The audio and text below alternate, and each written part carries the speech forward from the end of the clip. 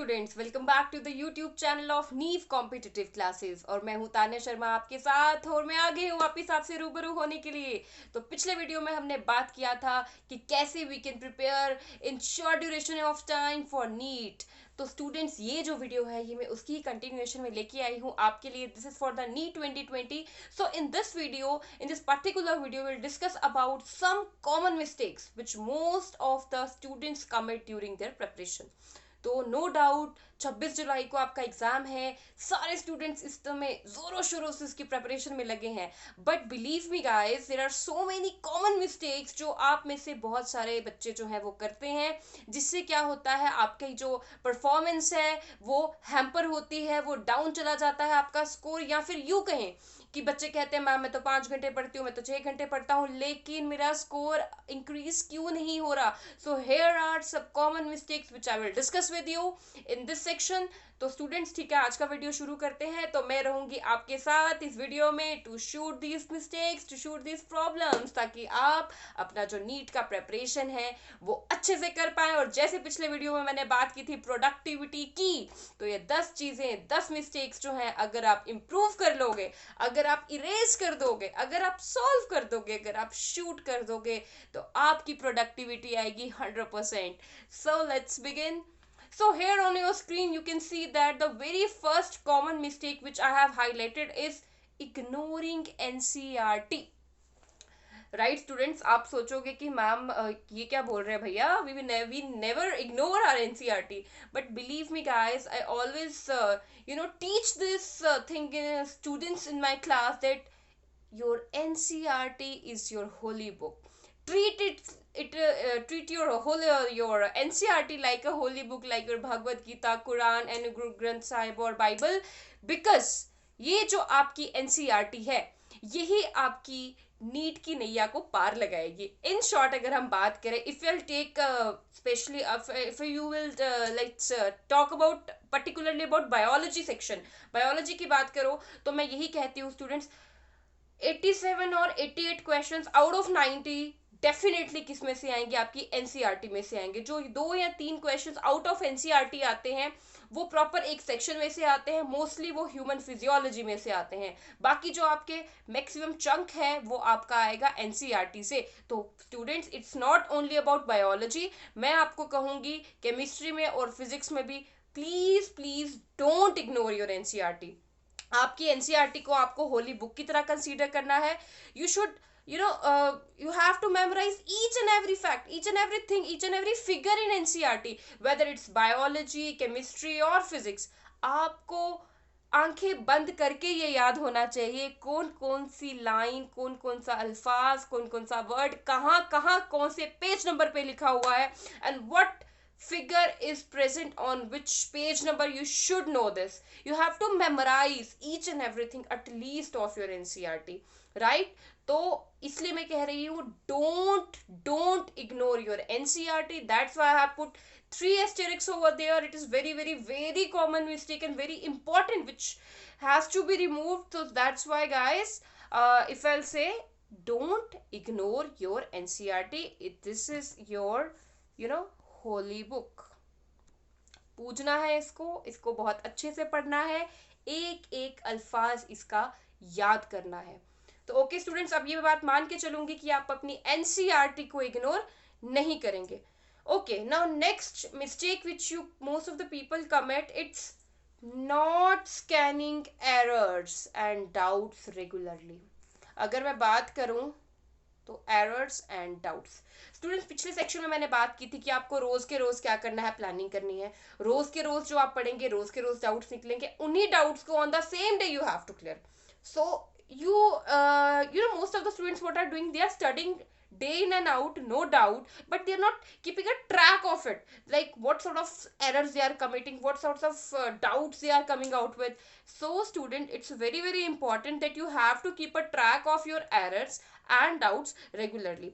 अब कुछ कहते हैं मैम मैं तो 10 घंटे पढ़ रहा हूँ, नीट आने वाला है, आपने पिछले वीडियो में कहा था 10 से 12 घंटे पढ़ना, मैं तो पढ़ रही हूँ, बट मैम मेरा जब मैं एमसीक्यू सॉल्व करने बैठती हूँ या बैठता हूँ तो मेरा स्कोर इतना अच्छा निकल के नहीं आता। इट इज़ ऑल बिकॉज क्योंकि आपको यही, आप इस चीज़ का एक रिकॉर्ड नहीं रख रहे हैं कि आप एरर्स कहाँ कर रहे हैं, कौन से टॉपिक्स में आप एरर कर रहे हैं, कहाँ डाउट्स आ रहे हैं।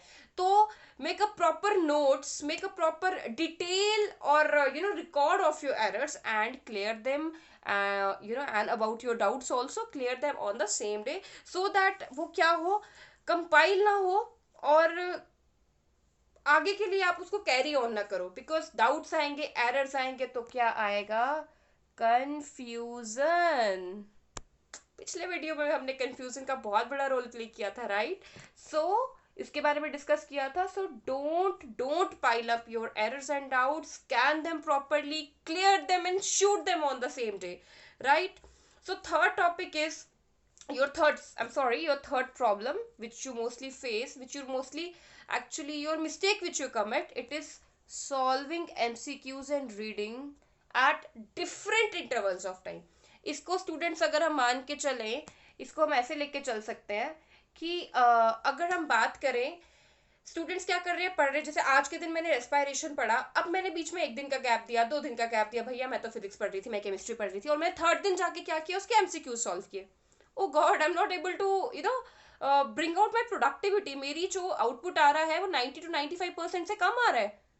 तो इट मीन्स डाउट है उस टॉपिक में। वो ऐसा क्यों हो रहा है? बिकॉज अगर आप सेम डे रीड करके सेम डे ही एमसीक्यू सॉल्व नहीं करोगे तो आपकी जो एफिशिएंसी है, आपकी जो प्रोडक्टिविटी है, वो मैक्सिमम नहीं आएगी। So what you have to do, जिस दिन जो चैप्टर पढ़ा उसके एमसीक्यूज उसी दिन सॉल्व करो, ताकि वो पाइल अप। ऐसा ना करो, मैम ठीक है आज मैंने लिविंग वर्ल्ड पढ़ लिया, डाइवर्सिटी पढ़ ली, बायोलॉजिकल क्लासिफिकेशन पढ़ लिया, प्लांट किंगडम पढ़ लिया, अब at the weekend I will solve all the MCQs of all these 4-5 chapters. It is not possible. It will create only and only chaos and confusion in your mind. So mind it guys, you have to solve the MCQs at the same time, at the same day actually, जिस दिन आप वो particular topic पढ़ोगे।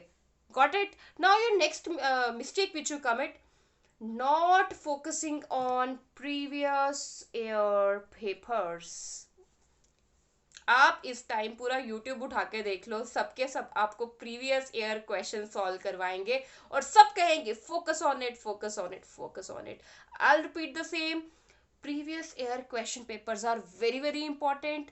आपको एक guess मिलता है, एक ट्रैक मिलता है कि पेपर कैसा आएगा, ब्लूप्रिंट कैसा है, कैसा पेपर आने वाला है। आप एक्सपेक्टेड एक थोड़ा बहुत एक्सपेक्टेशंस पता चल जाता है, यू गेट अ गेस कि okay this kind of paper will come. So most of the people this time, many of the students actually do not focus on previous year papers and it is a very very very bigger mistake.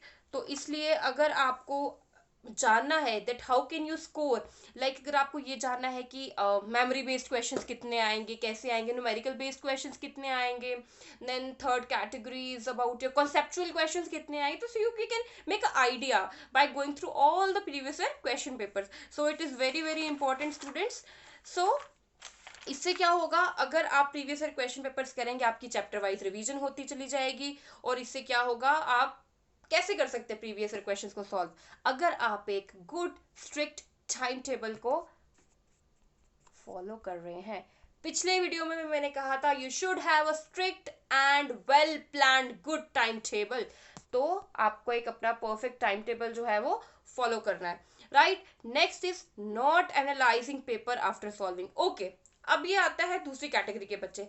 First category, अच्छा भैया हमने solve कर लिया, हम previous year question papers ma'am solve कर रहे हैं, हम मॉक टेस्ट भी दे रहे हैं, but what if you not analysing your problems, your mistakes actually, what sort of mistakes you are committing, repeating, जिससे क्या होगा, अगर आप एक पेपर सॉल्व करने के बाद उसको अच्छे से एनालाइज करेंगे, you will get to know where you are lacking and what percentage of effort you have to put in that particular topic, in that particular area or in particular subject, right?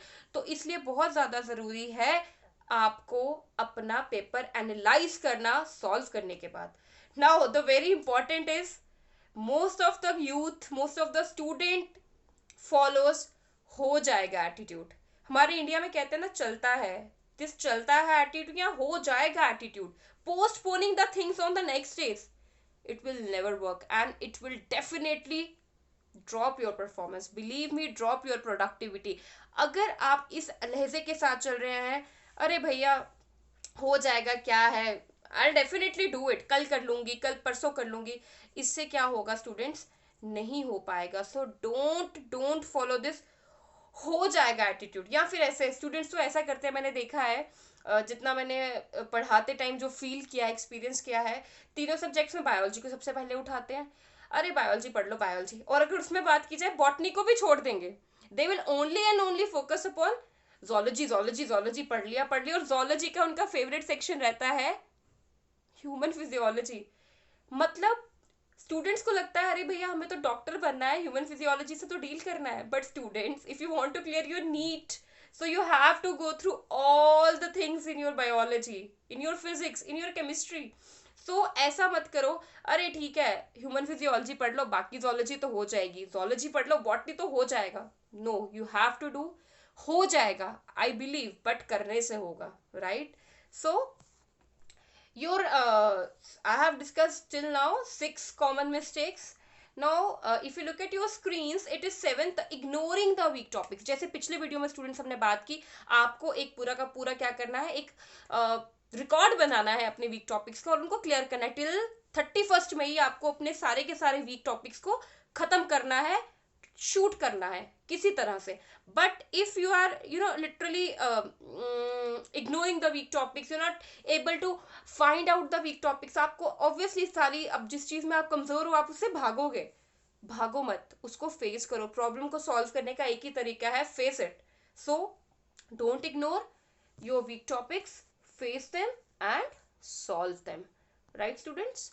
Okay, now next is your still going through different study resources. पिछले video में मैंने बात की थी और मैंने आपको ये कहा था कि एक रिसोर्स रखो एक टॉपिक के लिए और उसी से पढ़ो, whether they are your notes, any video, any teacher, any your NCERT, any reference book. So don't follow multiple study resources at this point of time. इस वक्त हर एक पल आपके लिए बहुत जरूरी है, बहुत कीमती है. It will count every second from now till 26 July, it will count. So don't go through different study resources. एक पे जो है अपना फोकस बनाए रखिए, तभी आप अपनी प्रोग्रेस को मेजर कर पाएंगे और अच्छी एफिशिएंसी आपकी निकल के आएगी. Now if you talk about last and very important actually, adequate and stress free sleep. मैं ये नहीं कहूंगी कि भैया आप सोते रहो, मैंने आपको कहा है 6 से 7 घंटे सोना है, which is enough, right? But that 6, 7 और 8 hours sleep should be stress free. If it is stress free, then your mind will calm down, it will work properly. और अगर मैं अपने आपको स्टूडेंट लाइफ की बात बताऊं, when I used to be a student, so what I used to do, मैं पढ़ती थी 2 घंटा 2.5 घंटा जितना पढ़ा, उसके बाद मैं सो जाती थी कुछ टाइम के लिए. मेरा ये मानना था कि क्योंकि लिटरली एक बायो का बच्चा जो है वो बिलीव करता है okay now in this way are neurons are working like networks बन रहे हैं हमारे ब्रेन में. तो मैं यही सोचती थी ओके मैंने आज फिजियोलॉजी पढ़ा है तो अब मैं थोड़ा देर सो जाऊंगी, मेरे जो न्यूरॉन्स का नेटवर्क है बड़े आराम से फैलेगा और वो एब्जॉर्ब हो जाएगा मेरे माइंड में. बिलीव मी गाइस, मेरे केस में डेफिनेटली वो काम करता था और वो आज भी काम करता है. तो पढ़ने के बाद you obviously need a adequate and stress free sleep, ताकि जितना आपने पढ़ा है आपका माइंड उसको एब्जॉर्ब करे. और जैसे कि आप मुझसे प्रॉमिस कर चुके हैं और अपने आप से प्रॉमिस कर चुके हैं लास्ट वीडियो में, that you will avoid social media and जितनी भी चीजें मैंने आपको बताई थी एक डॉक्टर बनने के लिए आपको करनी है, तो अगर आप वो कर रहे हैं you will definitely get adequate and stress free sleep. So these are the common mistakes, very common mistakes actually, जो आप में से मोस्टली स्टूडेंट्स जो है कमिट करते हैं. और मैं नहीं चाहती कि स्टूडेंट्स इस मिस्टेक को जो है वो कमिट करें, ताकि आप अपना अच्छा से अच्छा परफॉर्मेंस दे पाए. So don't waste time. I know आप नहीं कर रहे, फिर भी don't waste time. Self study self study self study plus your self analysis. Self study की बात वही है कि डिफरेंट रिसोर्सेज पे डिपेंड नहीं रहना है. जो 6-7 घंटे आप पढ़ रहे हैं, 12 घंटे आप पढ़ रहे हैं, उसमें आपको सिर्फ और सिर्फ करनी है सेल्फ स्टडी. और 1 घंटा 1.5 घंटा रोज के अपने टाइम टेबल में रखना है, जिसमें आप करेंगे सेल्फ एनालिसिस और अपनी परफॉर्मेंस को देखेंगे how you can improve it, right? So thought for the day, push yourself, because no one else is going to do it for you.